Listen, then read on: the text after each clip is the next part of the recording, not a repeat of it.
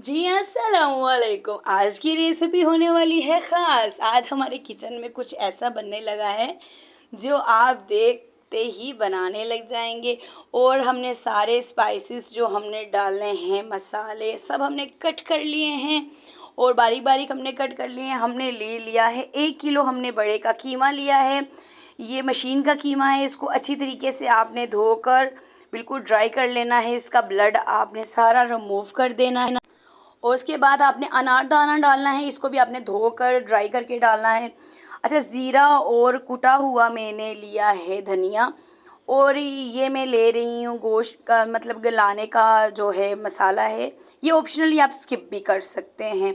तो ये मैंने अजवाइन डाल दी है और ये कुटी हुई मिर्च मैंने 1 टीस्पून डाली है। नमक भी 1 टीस्पून डाल रही हूँ। स्पाइसेस आप अपने टेस्ट के अकॉर्डिंग डाल दें। गरम मसाला डाला है मैंने 1/2 टीस्पून से भी थोड़ा सा मैंने कम ऐड किया है।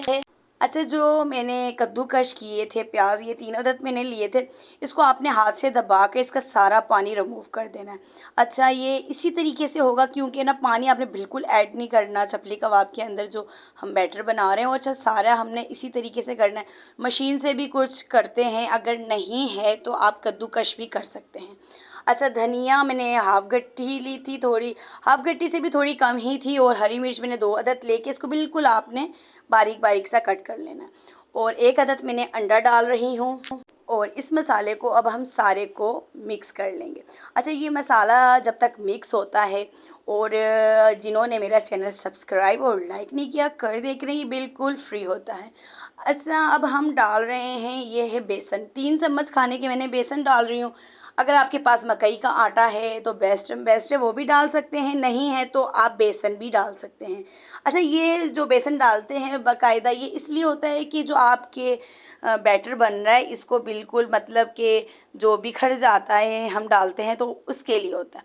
तो मैंने डाल दिए हैं। टमाटर भी जो मैंने कट करके रखे थे उसके बीज रिमूव करके वैसे ही आपने डाल देना।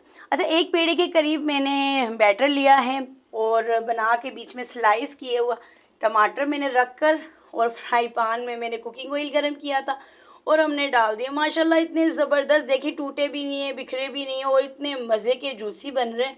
और ये हरी मिर्च भी मैंने एक काट के ना, मतलब एक एक रख दिया।